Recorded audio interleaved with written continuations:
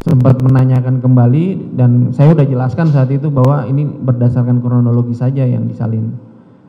Bukan, Begitu, maksudnya kan gini, saudara kan kasat ya. Betul. Dan saudara Arief datang mewakili dari saudara PC. Betul yang mulia. Nah, itu sesuatu yang nggak lazim dan jelas-jelas di luar prosedur. Betul yang mulia.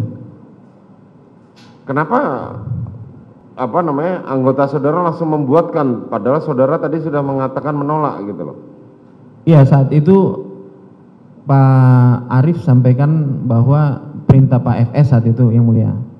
Kemudian saya mendengarkan seperti itu, saya juga melaporkan ke pimpinan. Enggak, maksudnya kan saudara sudah menolak nih. Iya. Saudara melapor ke pimpinan, tapi anggota saudara tetap mengerjakan.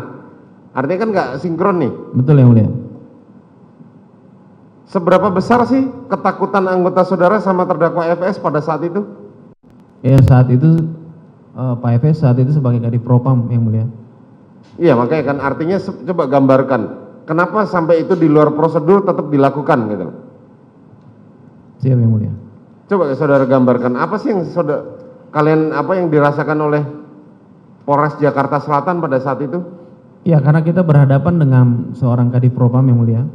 Kemudian Kadif Propam dan kita melihat memang dari awal dari TKP kan perangkat dari Propam juga sudah ada dalam permasalahan ini juga mereka berada di situ sehingga memang yang kita bayangkan memang kita di dalam pengawasan Kadif Propam dengan Propam Mabes seperti itu yang mulia. Terburuknya kalau saudara tetap menolak dan tidak itu apa sih selain copot apalagi? Dicopot yang mulia. Cuman dicopot saja. Siap. Oke, lanjutkan.